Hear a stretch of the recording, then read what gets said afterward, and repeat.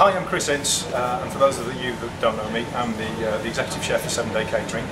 And today we're just going to be doing a short instructional video that will go alongside the briefing packs and run in conjunction with the briefing packs that the ops managers will be giving to you, that will detail the new spec of sandwiches that we're going to be producing for Sainsbury's. Now the key difference will be that these sandwiches and these packs will feature GDA, which is Guideline Daily Advice, which is nutritional information that's going to be printed on every pack of sandwiches. So the real key points about today is that we follow the spec that has been laid down for the production of these sandwiches, so that we can be absolutely sure that what's in the pack is an accurate reflection of what's on the label. So what we're going to do is make up a couple of sandwiches so you can see exactly how they're put together, what the portion sizes look like, how they're cut, how they go into the box, and also how they're labelled, so everything really from start to finish.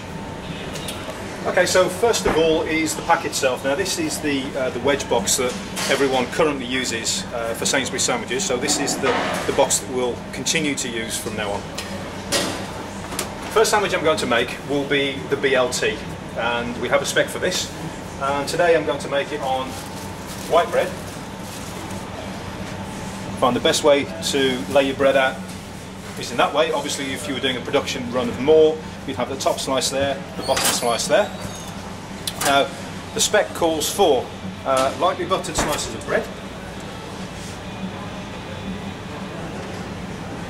then with a palette knife, so that we get an even spread. Lightly buttered slices of bread. Second thing, we need 2 slices of bacon.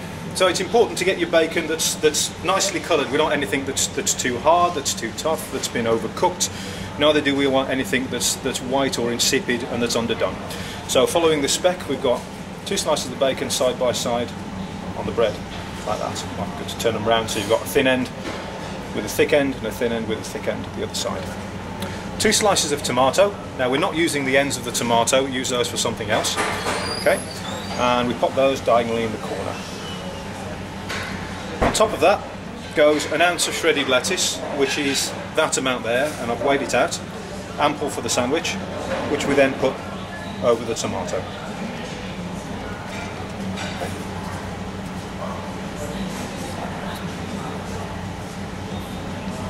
There we are.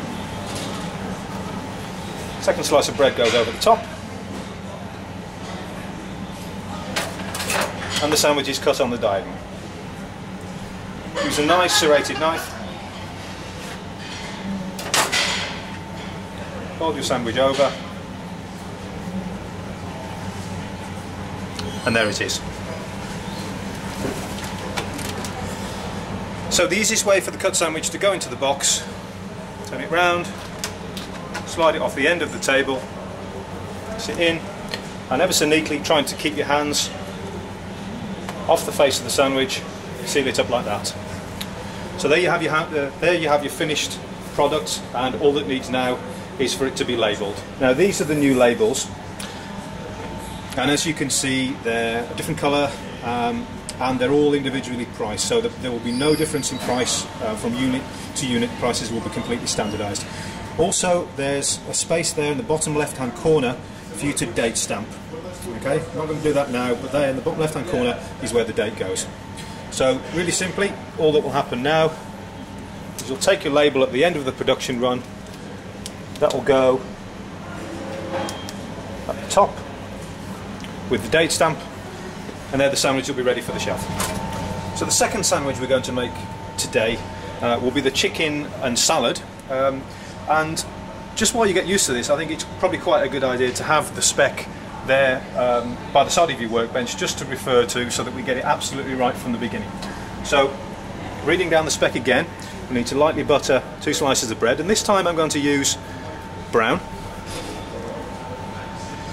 Now the chicken that's called for in this recipe is sliced breast. Quite important again that we don't overcook the breast, it's still got an element of moisture to it. I'm going to weigh it out for you. The spec here is for 3 ounces of chicken breast. So put 3 ounces on the scales.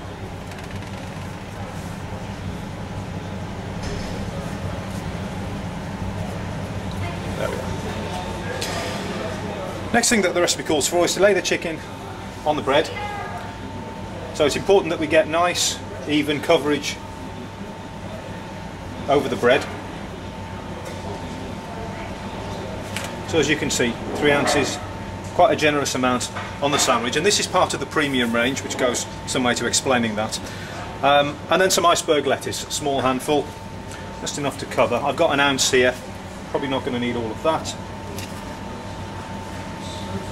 Again, cover the bread. There we go.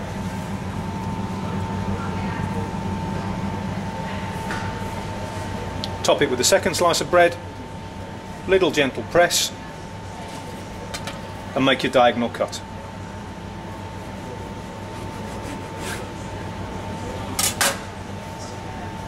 Turn over. And that's what your chicken and salad sandwich looks like. And one more important thing is just to make sure that the hinge of the sandwich is at the bottom. So I'm just going to pop this one into the box. Like that. Hinge at the sandwich is at the bottom, closes at the top, and that's now ready for labelling. The same way as we did the BLT, straight as you can.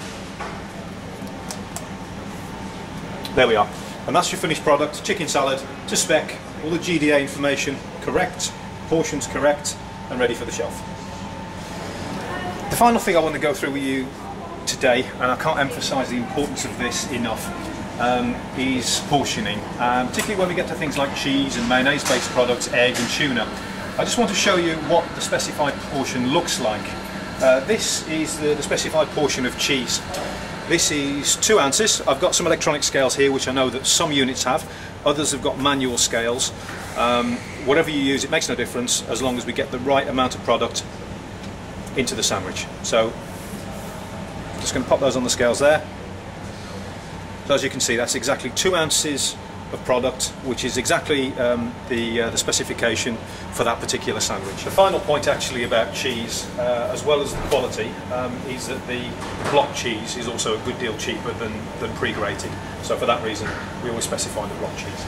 With the mayonnaise based fillings such as egg or tuna, the spec is for 2 ounces of product, which actually is this amount here. This is 2 ounces of egg mayonnaise that I prepared just a little while ago, which does provide for enough coverage on the sandwich and to be exactly right in accordance with the GDAs that are printed on the label. So that's 2 ounces of egg product, and as we mentioned before, that's 2 ounces of cheese product. One of the things I wanted to point out as well is the differences that we have in the labels. We have a simply delicious range, which is a more plain, basic style of label. We also have a slightly fancier label, slightly more involved one, which is the pure indulgence range, and you can see the difference in the two there. One last thing to be mindful of, for example, if you're making an egg mayo sandwich, you need to make sure that you've got the right label in terms of the bread that you've made the sandwich with. So there'll be a label for brown bread, there'll also be a label for an egg mayo sandwich on white bread, and that's absolutely vital because the difference between white bread and brown bread alters the GDA, which is printed on the label. So for the sake of accuracy, as well as for everything else, please make sure that you've got the right label that denotes the right style of bread. So one of the important things is, once you've gone to the trouble of making the sandwich accurately into spec and it looks lovely and it's been fitted into the box and correctly labelled, is the merchandising. So to get it looking good on the shelf. And what's quite key here is that we get the same type of sandwiches that are grouped together. They're not just bunged in any old how, but they're all front facing. We've got the egg sandwiches with the egg sandwiches, and we've got BLTs with the BLTs. And so there's some order to the way that you put them on the shelves, so that you're making your product look good, and that really is the final stage of it.